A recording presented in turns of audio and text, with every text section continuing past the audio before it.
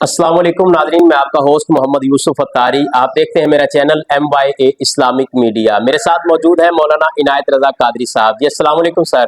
वालेकुम अस्सलाम रहमतुल्लाह। क्या हाल है, खैरियत से हैं? अल्हम्दुलिल्लाह। अच्छा हज़रत, आज 10 रमज़ानुल मुबारक है और उम्मुल मोमिनीन मोमिनों की माँ हज़रत सैयदा खदीजतुल कुबरा रदी अल्लाह ताला अन्हा के विसाल मुबारक का दिन है।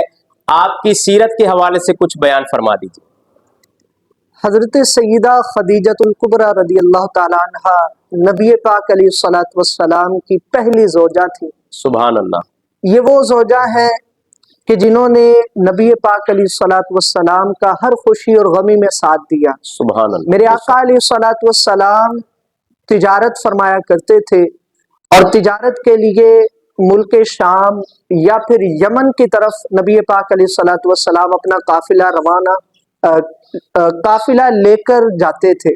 तो नबी पाक अलैहिस्सलातु वस्सलाम की सदाकत के चर्चे अरब व आजम के अंदर मौजूद थे। लोग आपकी ऐलान नबूवत से पहले भी नबी पाक अलैहिस्सलातु वस्सलाम को सादिक व अमीन कहते थे। जो काफिर हुजूर अलैहिस्सलातु वस्सलाम की नबूवत के बाद आपके जानी दुश्मन बने, वो काफिर भी नबूवत से पहले आपको सादिक व अमीन कहते थे और आपके पास अपनी अमानतें रखवाया करते थे कि ये वो हस्ती हैं कि जिन्होंने आज तक कभी झूठ नहीं बोला।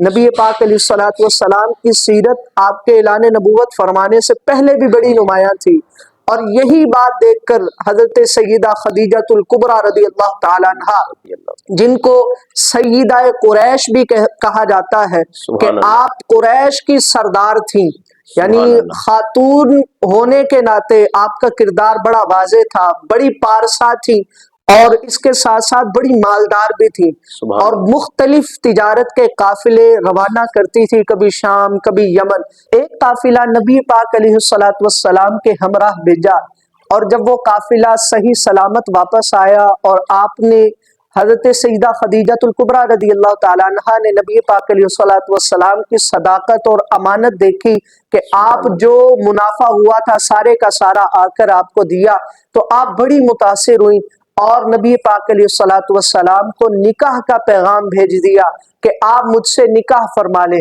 तो यूं हजरत सैयदा खदीजतुल कुबरा रदी अल्लाह ताला अन्हा का निकाह नबी पाक अलैहिस्सलातु वस्सलाम के साथ हुआ और उस वक्त नबी पाक अलैहिस्सलातु वस्सलाम की उम्र मुबारक 25 साल थी और हजरत सैयदा खदीजतुल कुबरा रदी अल्लाह ताला अन्हा की उम्र मुबारक 40 साल थी। यूं नबी पाक अलैहिस्सलातु वस्सलाम के साथ निकाह हुआ और ये वो पहली खातून थी जो नबी पाक अलैहिस्सलातु वस्सलाम के निकाह में आई और जब तक हजरत सैयदा खदीजतुल कुबरा रदी अल्लाह ताला अन्हा हयात रही तब तक नबी पाक अलैहिस्सलातु वस्सलाम ने किसी और से निकाह नहीं किया और 65 साल की उम्र में यानी 25 साल नबी पाक अलैहिस्सलातु वस्सलाम के साथ गुजार कर इस दुनिया को खैराबाद कह गई। और ये वो खातून है जिनके बारे में नबी पाक अलैहिस्सलातु वस्सलाम ने इरशाद फरमाया कि जब सारे लोग मुझे झुठलाते थे, इसने मेरा साथ दिया, इसने मेरी तस्दीक की। जब सारे लोग मुझे ताने देते थे, मुझे मारते थे, इसने जितना अपने माल के साथ मुझे नफा पहुंचाया किसी ने नहीं पहुंचाया। एक दफा खाना लेकर नबी पाक अलैहिस्सलातु वस्सलाम की बारगाह में हाजिर हुई तो हजरत जिब्रील अला नबीना व अलैहिस्सलातु वस्सलाम तशरीफ लाए और अर्ज की या रसूलल्लाह सल्लल्लाहु अलैहि वसल्लम, आप पर अल्लाह तबारक व तआला सलाम पेश फरमाता है और आपकी वसातत से हजरत सैयदा खदीजतुल कुबरा रदी अल्लाह ताला अन्हा को ये पैगाम भिजवाया है कि जाकर कह दो कि अल्लाह तबारक व तआला सैयदा खदीजतुल कुबरा रदी अल्लाह ताला अन्हा पर अपना सलाम भेजता है और मेरी तरफ से, यानी हजरत जिब्रील अर्ज करते या रसूल अल्लाह, मेरी तरफ से भी उनको सलाम कहिएगा। तो जिनको सलाम कहने के लिए हजरत सैयदना जिब्रील अला नबीना व अलैहिस्सलातु वस्सलाम तशरीफ लाए और फरमाया कि फिर साथ ही इनको ये भी खुशखबरी दे दे कि इनके लिए जन्नत में एक ऐसा महल है, बुखारी शरीफ की रिवायत है, जन्नत में एक ऐसा महल है ना जिसके अंदर कोई शोर होगा, ना जिसके अंदर कोई घबराहट होगी, ना कोई परेशानी होगी, ला सखबा वला नसबा वला कसबा, यानी इस तरह का ना कोई शोर, ना परेशानी, ना कोई घबराहट, ایسا محل جنت کے اندر حضرت سیدہ خدیجۃ الکبریٰ رضی اللہ تعالیٰ عنہا کے لیے ہوگا۔ یہ خوشخبری جناب سیدنا جبریل علیہ نبینا علیہ الصلوۃ والسلام نے خود فرمائی، خود کہا کہ آپ ان کو یہ خوشخبری دیجئے۔ تو جن کو دنیا کے اندر رہتے ہوئے ہی جنت کی بشارت ملی، ان کا نام سیدہ خدیجۃ الکبریٰ رضی اللہ تعالیٰ عنہا ہے۔ اور یہ وہ خاتون تھی کہ جن سے نبی پاک علیہ الصلوۃ والسلام کی ساری اولاد ہوئی، سوائے حضرت سیدنا ابراہیم علیہ السلام کے، کہ وہ حضرت ماریہ قبطیہ رضی اللہ تعالیٰ عنہا کے بطن اطہر سے تھے۔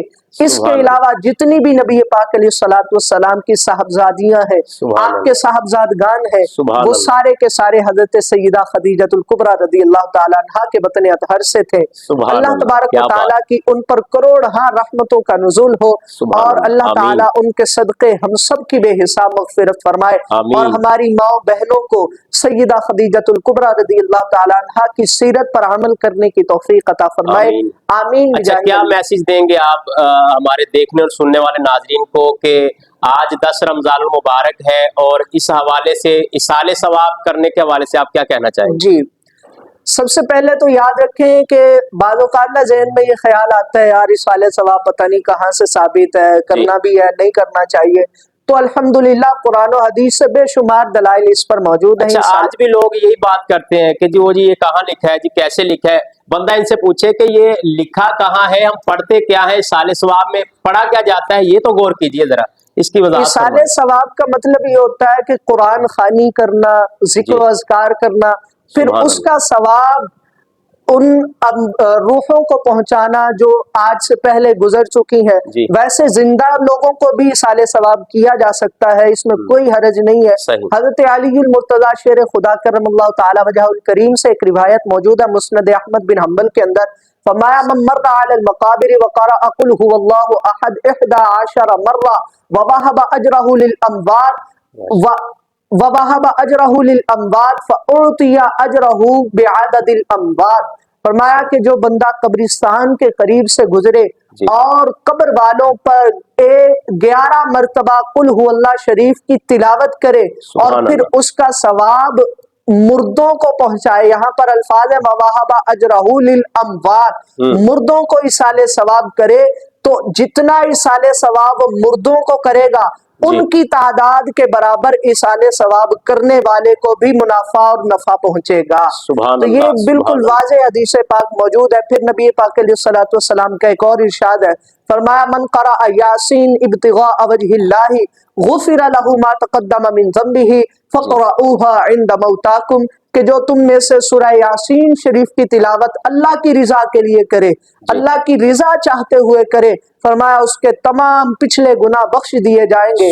فرمایا تو تم اپنے مردوں کے پاس اس کی تلاوت کیا کرو۔ تو یہ بالکل واضح حدیث پاک موجود ہے اصالِ ثواب کے موضوع پر۔ سبحان اللہ۔ اور 10 رمضان المبارک ہے، حضرت سیدہ خدیجۃ الکبریٰ رضی اللہ تعالیٰ عنہا کا یوم وصال ہے، تو اس میں جتنا بھی ہو سکے آپ تمامی احباب اپنے گھر میں افطار کر رہے ہیں تو افطاری میں جو سامان ہے وہی سامنے رکھ کر اسی پر ختم پاک پڑھ کے دعا کیجئے، اور اس کا اصالِ ثواب حضرت سیدہ خدیجۃ الکبریٰ رضی اللہ تعالیٰ عنہا کو پہنچائیے۔ اور یہ وہ واحد شخصیت ہے جن کے بارے میں نبی پاک علیہ الصلوۃ والسلام سے ایک روایت موجود ہے سیاستہ کے اندر کہ جب حضرت سیدہ خدیجۃ الکبریٰ رضی اللہ تعالیٰ عنہا کا وصال ہوا تو نبی پاک علیہ الصلوۃ والسلام نے آپ کی چند سہیلیاں جو آپ کے ساتھ ہوتی تھیں ان کو اپنے گھر دعوت دی، اور نبی پاک علیہ الصلوۃ والسلام نے کچھ جانور ذبح کروائے اور وہ جانور پکوا کر ان کا سالن بنا کر آپ نے اس کا اصالِ ثواب حضرت خدیجۃ الکبریٰ رضی اللہ تعالیٰ عنہ کو اصال کیا، اور پھر اس کا جو کھانا تھا وہ ان کی سہیلیوں کو دیا، اور آخر میں فرمایا کہ یہ چونکہ حضرت خدیجۃ الکبریٰ رضی اللہ تعالیٰ عنہ کو محبوب تھی، یہ ان کی سہیلیاں تھی، تو میں نے کہا کہ اس سے حضرت خدیجۃ الکبریٰ رضی اللہ تعالیٰ عنہ بھی راضی ہو جائیں گی اور ان کو اصالِ ثواب بھی پہنچ جائے گا۔ تو یہ عمل تو نبی پاک علیہ الصلوۃ والسلام سے بھی ثابت ہے، تو لہذا ہمیں جتنا ہو سکے اصالِ ثواب کرے، زیادہ نہیں کر سکتے تو افطار کے اندر جو سامان ہے اسی پر ہی ختم پاک پڑھے۔ اچھا، اصالِ ثواب میں پڑھنا کیا ہوتا ہے یہ بھی اصالِ ثواب کے اندر ہم کیا کرتے ہیں، قرآن پاک کی تلاوت کی جاتی ہے، ختم پاک جو ہم پڑھتے ہیں उसके अंदर 3 मरतबा कुल हु अल्लाह शरीफ पढ़ी जाती है, जिसके बारे में मुस्लिम शरीफ या बुखारी शरीफ के अंदर अहादीस मौजूद है। फरमाया जिसने 3 मरतबा कुल हु अल्लाह शरीफ पढ़ी, अल्लाह तबारक व तआला उसको पूरे कुरान पढ़ने का सवाब अता फरमाएगा। फिर सूरह फलक, सूरह नास पढ़ी जाती है। फरमाया कि सूरह फलक और सूरह नास हर बीमारी से शिफा है, हर परेशानी का इलाज है।